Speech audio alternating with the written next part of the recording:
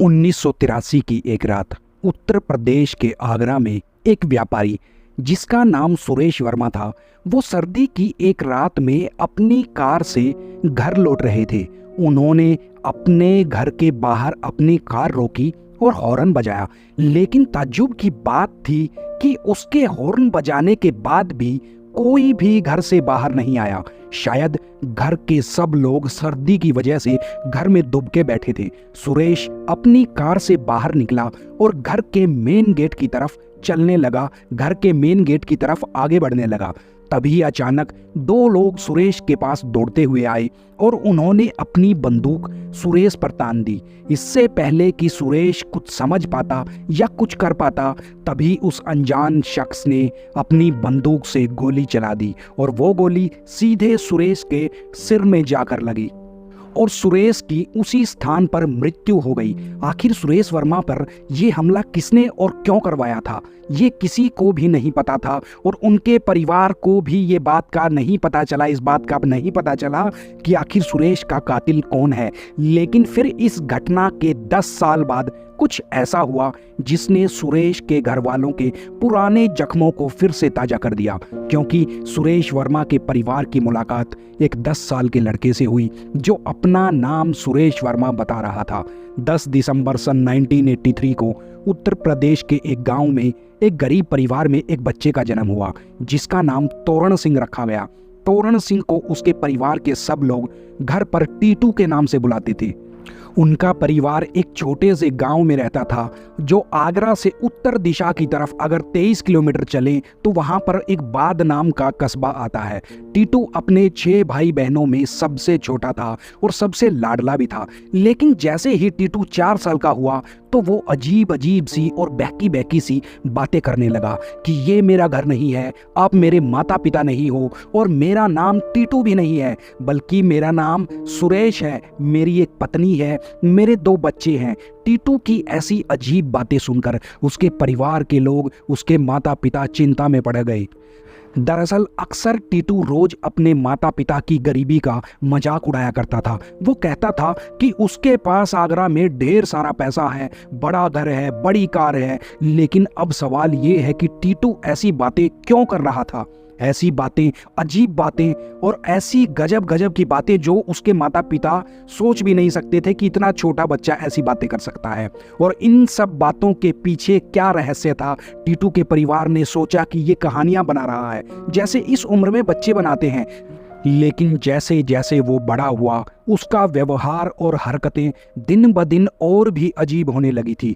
10 वर्ष की उम्र तक आते आते टीटू अपने पिता से हमेशा आगरा जाने की जिद करता रहता था, लेकिन उसके पिता हमेशा उसे आगरा ले जाने के लिए मना कर देते थे। एक दिन अचानक टीटू के पिता टीटू को बिना बताए किसी काम से आगरा चले गए और टीटू को जब इस बात का पता चला तो उसने आसमान सिर पर उठा लिया। वो जोर जोर से चीखने लगा और दहाड़े मार मार कर रोने लगा। जब टीटू के बड़े भाई विनोद ने उससे रोने का कारण पूछा तो उसने बताया कि तुम सबको पता भी है कि मेरा आगरा में एक बहुत बड़ा घर है और मैं अब वहां जाना चाहता हूं। मैं अब तुम लोगों के पास एक पल भी नहीं रहना चाहता हूं। यहाँ बाद में इस गरीब घर में, इस गरीब छोटे घर, टूटे फूटे घर में मैं 1 मिनट भी नहीं रहना चाहता हूं।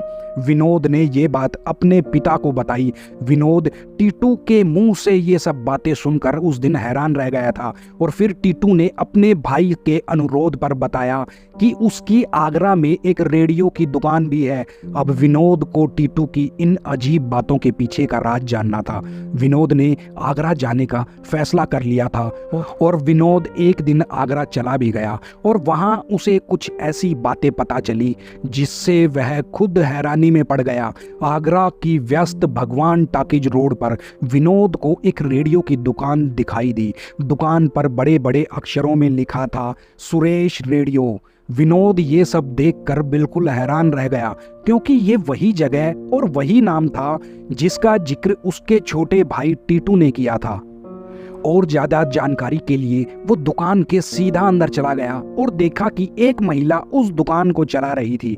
कुछ देर उस महिला से बात करने के बाद विनोद को पता चला कि उस महिला का नाम उमा वर्मा है और वो इस दुकान के मालिक सुरेश वर्मा की बीवी थी। सुरेश वर्मा, जिनकी लगभग 10 वर्ष पहले मृत्यु हो गई थी, गोली मारकर हत्या कर दी गई थी। विनोद ने उमा को जब अपने भाई के अजीब व्यवहार और बातों के बारे में बताया तो मानो उमा के पैरों तले से जमीन ही खिसक गई थी और उमा के मन में भी अनगिनत सवाल घूमने लगे, अनगिनत सवाल उठने लगे। क्या टीटू ही असली सुरेश है? क्या वो पुनर्जन्म लेकर वापस आ गया है? अगले दिन उमा टीटू के गांव अपनी मारुति कार लेकर उससे मिलने पहुंच गई। जैसे ही टीटू ने उसे देखा वो दौड़कर उसके पास गया और टीटू ने उमा को गुस्से से देखा और उमा से पूछा कि मेरी फिएट गाड़ी कहाँ है। दरअसल सुरेश की मौत के बाद उनके परिवार के लोगों ने वो फिएट कार बेच दी थी। अब सोचने वाली बात ये थी कि इस छोटे से लड़के को फिएट वाली बात का कैसे पता चला। उमा टीटू के माता पिता से मिलती है और टीटू के बारे में और बातचीत करती है। टीटू ने उमा से अपने बच्चों के बारे में भी पूछा। उस समय वहां मौजूद सबके लिए यह बहुत मुश्किल था कि वो लोग इन सभी बातों पर विश्वास कैसे करें, इन सभी बातों को स्वीकार कैसे करें जो ये टीटू उस उमा के साथ ये बातें कर रहा था, वो पिछले जन्म वाली बातें। टीटू के परिवार वाले इन हरकतों को पहले उसकी बचकाना हरकतें समझते थे और उसे बच्चा समझते थे। धीरे धीरे अब वो सारी बातें सच साबित हो रही थी। अब देखते ही देखते टीटू की कहानी पूरे गांव में चर्चा का विषय बन गई थी। ये न्यूज़ पूरे राज्य में आग की तरह फैल गई। टीटू के बारे में अखबारों और रेडियो स्टेशंस पर न्यूज़ भी चलने लगी और जल्द ही ये खबर शोधकर्ता एंटोनियो मिल्स के पास भी जा पहुंची। मिल्स जो दिल्ली यूनिवर्सिटी में पुनर्जन्म के बारे में अध्ययन कर रही थी। मिल्स उस समय के प्रोफेसर डॉक्टर इयान स्टीवेंसन, जो कि एक मनोचिकित्सक भी थे, उनके साथ उस समय काम कर रही थी। और उस समय स्टीवेंसन पुनर्जन्म पर अपने शोध के लिए बहुत प्रसिद्ध भी हुए थे, क्योंकि उन्होंने प्रसिद्ध शांति पुनर्जन्म केस पर भी रिसर्च करी थी। 1960 के दशक में शांति देवी के पुनर्जन्म के मामले का उन्होंने विस्तार पूर्वक अध्ययन किया था। डॉक्टर स्टीवेंसन ने मिल्स की सलाह पर टीटू सिंह के मामले पर भी अध्ययन करने का निर्णय लिया। टीटू के मामले का अध्ययन करने के लिए मिल्स टीटू और उसके परिवार को साथ लेकर आगरा जा पहुंची। वो लोग जैसे ही आगरा में प्रवेश कर रहे थे वैसे ही टीटू को अपना अतीत याद आने लगा था।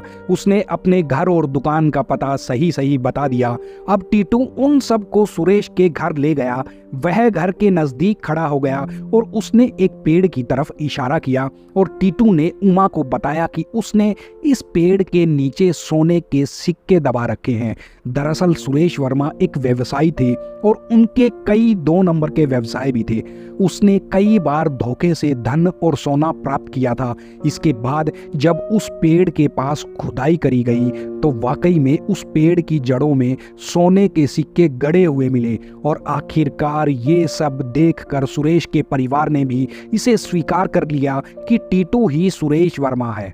लेकिन ये पुनर्जन्म क्या है? पुनर्जन्म सिद्ध करने के लिए एंटोनियो और डॉक्टर मिल्स टीटू की कई बातों और कार्यों को विस्तार से अध्ययन कर रहे थे। उमा ने मिल्स को बताया टीटू का स्वभाव सुरेश से काफी मिलता जुलता है। सुरेश बहुत गुस्सैल आदमी था। आए दिन लोगों से मारपीट और लड़ाई झगड़ा करना ये तो उसके लिए सामान्य बात थी और अब भी उसका स्वभाव बिल्कुल ऐसा ही है। एक दिन टीटू और उसका परिवार और साथ में मिल्स आगरा के एक बाजार से गुजर रहे थे। तभी मिल्स ने कुछ चूड़ियां खरीदी और जैसे ही मिल्स दुकानदार को पैसे देने जा रही थी तभी टीटू ने मिल्स को रोका और उसने चूड़ियां बेचने वाले को धमकाते हुए कहा कि मिल्स उसकी मेहमान है और अगर उसने उससे पैसे लिए तो वो उसे गोली मार देगा। मिल्स ने इस घटना का जिक्र अपनी रिसर्च में भी किया है कि टीटू का ऐसा गुस्सैल व्यवहार स्वभाव बिल्कुल सुरेश वर्मा के जैसा ही है, जो इस पुनर्जन्म के सिद्धांत का भी समर्थन करता है। अब तक टीटू सिंह का मामला, जो सिर्फ पुनर्जन्म की एक कहानी थी, एक अलग मोड़ लेने वाला था, क्योंकि एक दिन टीटू ने कुछ ऐसा कह दिया जिससे ये मामला मीडिया में आग की तरह फैल गया। टीटू ने बताया कि वो एक ऐसे आदमी को जानता है जो सुरेश की हत्या का जिम्मेदार है और वो सुरेश की हत्या में उस दिन उस अंधेरी रात में वहाँ पर उसके घर के सामने भी मौजूद था, उसमें शामिल था। और जैसे ही मीडिया को इस बात का पता चला, मीडिया ने इस मामले को इतना बड़ा बना दिया कि सुरेश वर्मा की हत्या का मामला पुनः खोला गया और पहली बार 10 साल के लड़के को सुरेश वर्मा के कत्ल की गवाही देने का मौका दिया गया। उसके पिछले जन्म की हत्या का मामला आगरा न्यायालय में प्रस्तुत किया गया और कोर्ट में टीटू ने पूरी घटना को सिलसिलेवार तरीके से बताया कि उस रात वहां क्या क्या हुआ था और कौन कौन इस साजिश में, इस कत्ल की साजिश में शामिल थे। टीटू ने बताया कि उसके सिर के दाहिने हिस्से में गोली मारी गई थी और जज साहब ने सुरेश वर्मा के पोस्टमार्टम रिपोर्ट से इन सब बातों का मिलान भी किया और जब जज साहब ने सुरेश वर्मा के पोस्टमार्टम रिपोर्ट से इन सब बातों का मिलान किया तो वहां अदालत में मौजूद सभी लोग हैरान रह गए, क्योंकि जैसा जैसा टीटू ने बताया था हूबहू ये सब पोस्टमार्टम रिपोर्ट से मैच कर रहा था। टीटू की बताई गई सभी बातें सच साबित हुई। इसके बाद मिल्स के रिसर्च पेपर और उस समय के अखबार भी अदालत में पेश किए गए।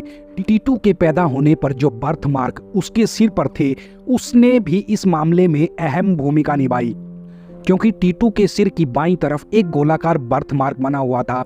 ये बिल्कुल वही जगह थी जहां पर सुरेश को गोली मारी गई थी और इसके अलावा एक काला धब्बा भी उसके सिर पर बना हुआ था।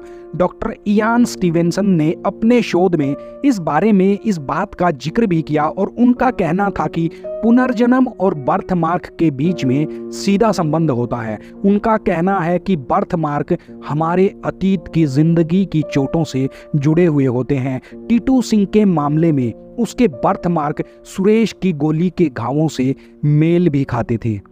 हिंदू धर्म में बर्थ मार्क को बहुत महत्व दिया जाता है। ऐसा कहा जाता है कि दूसरा जन्म लेते समय पूर्व जन्म के कुछ लक्षण इंसान अपने साथ लेकर आता है जो हमारे शरीर पर बर्थ मार्क के रूप में दिखाई देते हैं। आखिरकार इन सभी साक्ष्यों को आधार मानकर आगरा कोर्ट ने इस पुनर्जन्म को स्वीकार कर लिया और सुरेश के हत्यारों को सजा मिली। ये एक क्रांतिकारी निर्णय था, क्योंकि आमतौर पर कानून और अदालत ऐसी बातों में बिल्कुल भी विश्वास नहीं करते हैं, लेकिन आगरा कोर्ट के फैसले ने पुनर्जन्म के सिद्धांत पर अपनी मोहर लगा दी।